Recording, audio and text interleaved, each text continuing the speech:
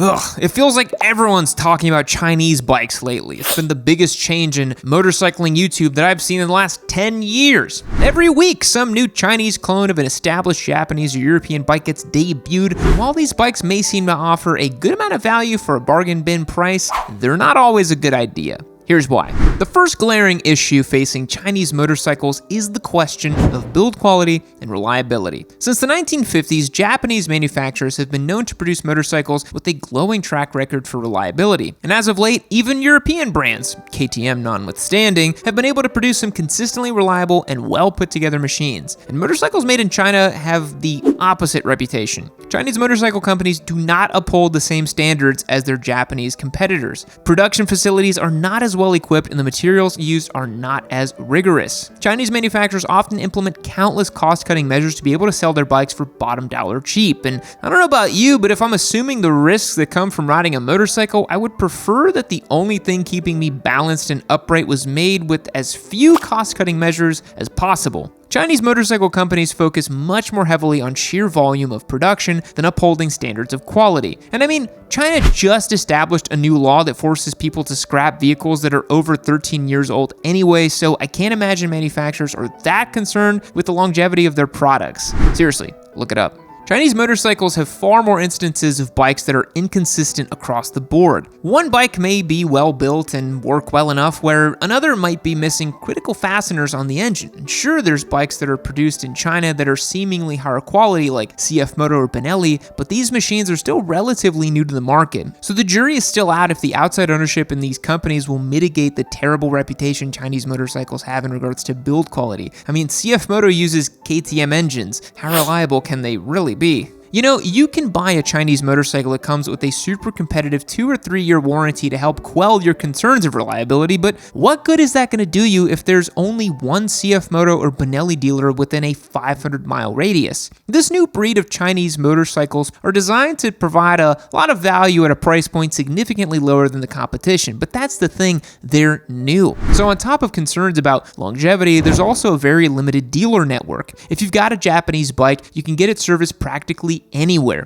If you live in the middle of nowhere without a Honda dealership, I am sure some shade tree mechanic can fix any Japanese bike from outboard boat motors to motorcycles. And as for Japanese bikes, European bikes, or even, God forbid, American bikes, it's pretty easy to come by parts. You can easily buy OEM replacements online or from a dealership and get them in a few days. Whereas I don't think it's going to be as easy to track down what you need for a Chinese bike within a reasonable time frame if you don't live close to a dealer. And even then, you might be met with a delay because they don't have a huge inventory of parts like they do for long-running Japanese bikes. I mean, even if you search CF Moto 450 SS exhaust, the top results come from Temu and AliExpress, so I don't think that's indicative of a thriving aftermarket for Chinese machines. And maybe after you ride your Chinese motorcycle for a season or two and you're ready to move on to a real bike, you'll be met with the harsh reality that Chinese motorcycles do not hold their value the same way a Japanese bike does. If someone can buy a brand new CF Moto 450 SS for $4,500 with some highly competitive interest rates, they're probably going to be less keen to pay more than $3,000 for a new one. Whereas if you want a Japanese beginner bike, you can usually buy one used for like $4,000 and then sell it for $3,600 a couple of years later, because they're tried and true platforms with a track record for reliability that are easy to own and maintain. But that just isn't the case for a Chinese motorcycle, even one from a quote-unquote reputable company. Even brand new, these bikes are met with suspicion, and so when they're used, likely owned by a young kid, they depreciate rapidly. As for Chinese bike-in-a-box bikes, those have literally zero resale value.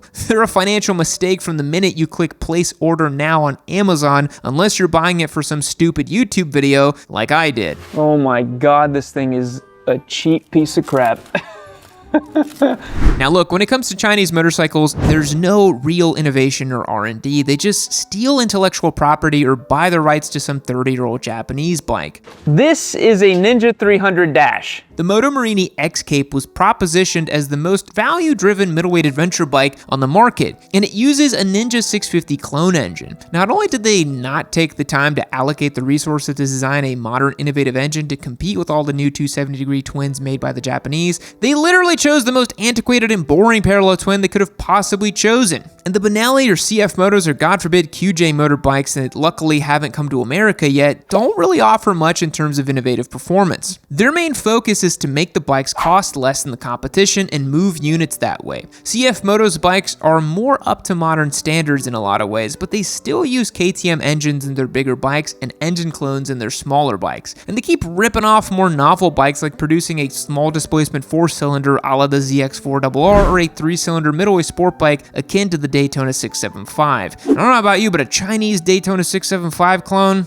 Man, that sounds cursed as hell. I've yet to see a Chinese-produced motorcycle that's truly innovative or genuine or unique, and not just some sort of demented value prop for a younger rider with limited income. I mean, for God's sakes, they came out with an 8-cylinder Goldwing. What the hell is that? Who asked for that? You know how much we love Rockform phone cases and handlebar mounts around here, but did you know they have an entire lineup of products that can further take advantage of your existing case? Your Rockform phone case is literally the key that unlocks a whole ecosystem of other products aimed to make your life way easier. Rockform's cases have notoriously strong magnets, like really strong. So strong that if my phone is in my pocket, it will sometimes pull my kitchen cabinet doors open if I stand too close to the handles. That's literally happened. To further take advantage of the world's most magnetic case, you could get yourself the magnetic power bank. The power bank is so strong you can attach it to your phone and set it in your motorcycle tail bag or backpack and not have to worry about them losing contact and missing out on valuable charge time, which is a huge game changer for motorcyclists on the go. You can also take advantage of their car accessories like the wireless magnetic car vent mount that keeps your phone magnetically mounted to your car's air vent while it's charging up wirelessly. If you're a motorcyclist, skip the cheap accessories and get the best of the best that's going to stand the test of time with Rockform. They've been a long-time supporter of the channel for over 4 years now, and I truly stand by their brand and their products. I've used them daily all the time. If you want in on the Rockform action, click the link in the description and use the code YN25 to get 25% off your order. That's YN25 for 25% off of your order. Thank you to Rockform for supporting today's video.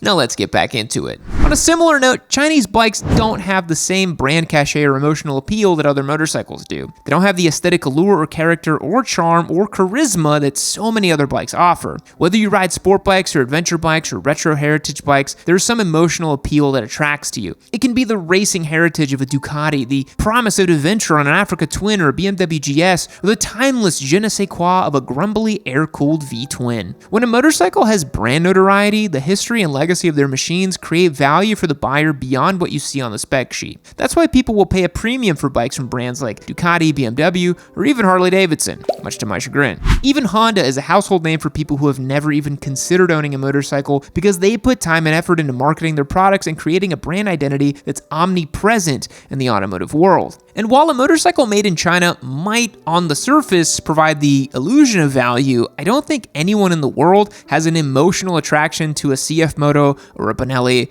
or a Moto Morini. I mean, who is so infatuated with an ancient defunct Italian manufacturer that they want to buy the modern Chinese iteration? I mean, it feels weird to even say, doesn't it? You won't feel a sense of pride that comes from being a part of something greater than the bike itself. I think a lot of these inexpensive Chinese motorcycles are aimed at new and young riders who are really just trying to maximize how far their dollar will go. But the longer you ride and the more different types of bikes you get to experience, you will realize that there are so many things that makes a motorcycle special that can't be expressed on a spec sheet. Whether it be that brand identity or the indescribable X factor, there's something missing from the emotional appeal of a Chinese motorcycle. Motorcycles made in China always seem to be overcompensating. They perpetuate the illusion of value by cramming seemingly high-end or advanced components into a cheaper motorcycle instead of actually investing in developing a new innovative bike. For instance, the Moto Morini X-Cape cost like $8,000, and on the surface, it's packed with features. It has a 7-inch TFT display, backlit controls, dual USB ports, tubeless spoked wheels, and Brembo brakes. They invested all this money into packing a relatively inexpensive bike with high-tech features because they didn't have to actually design anything themselves. They're like, if we spring for the Brembos and the Marzocchi fork, no one will notice that we put the lamest royalty-free parallel twin engine in it, so don't think too hard about the fact that it was probably assembled by a 12-year-old. There's no such thing as a free lunch, and there's no such thing as a good, inexpensive motorcycle bloated with features. If they can afford to use high-quality brakes and suspension, then Yamaha or Honda can on a bike that costs thousands more, they're cutting corners somewhere else. Think about it, guys. Whether it be the lack of R&D, cheaper materials, cheap Chinese labor, any combination of the three, it just becomes tiresome to see people gushing over these over-equipped Chinese motorcycles.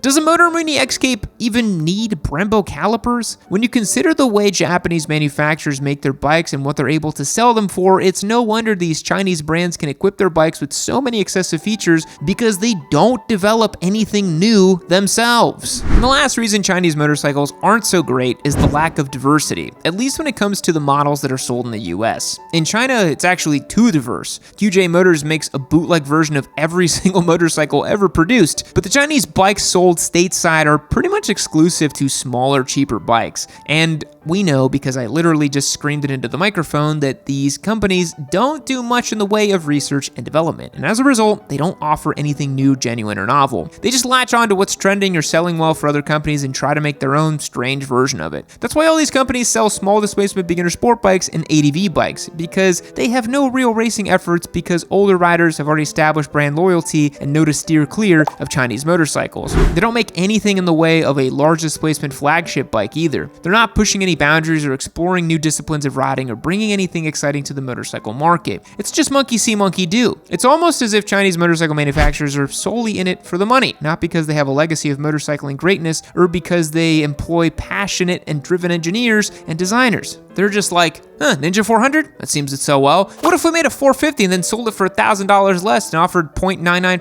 APR on financing? It's all a bit of a grift, a scam, a cash grab. There is not, at least this time, any passion behind these products or any genuine innovation. Kawasaki released the Eliminator, CF Moto debuts their 450 Cruiser. Kawasaki sells the ZX4RR, CF Moto makes a 400cc 4-cylinder. And it just goes on forever until these young guys realize they're almost always better off buying a used Japanese bike. Does it ever actually make sense to buy one of these bikes? I think if you just want something fun for your kiddo to tool around on, their mini bike game is pretty decent. You know, these little like mini bikes you buy in a box, like who cares about that? You know, spend $1,200, like you're never gonna sell it, but you don't need to sell it. It's pretty much a disposable item. That's fine, but overall, I wouldn't purchase any of them. So there you have it, the long overdue anti-Chinese motorcycle rant. I'm sorry to any CF Moto boys out there. You will see the light eventually, and it's probably why I'll never buy a CF Moto as a giveaway bike. Sorry, I just don't really care. Thanks for making it to the end of the video. I appreciate you watching. If you own a wretched Chinese bike, consider joining our community at yammynoob.co and submitting your motorcycle for the bike roast section of our live stream. And hey, members get automatic giveaway entries, so maybe you can win a new non-Chinese bike.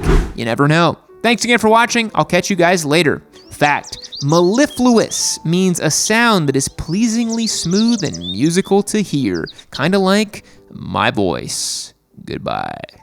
Well, boys, that's the end of this video. But you know what's really cool? Our members over on yammynoob.co are the reason that we can keep this show going. I have a ton of fun doing this, and without those members, it would simply be impossible. So as a way of giving back, I give away these awesome motorcycles. This is an MT09 SP that's up for grabs right now on yammynoob.co. So join as a member, click that link down below on yammynoob.co. But while you're doing that, click this link right over here and keep watching some more videos. Learn more about motorcycling, have some fun with me, watch some cool memes, and maybe I will also elucidate you to some of the finest cultural touchstones in motorcycling.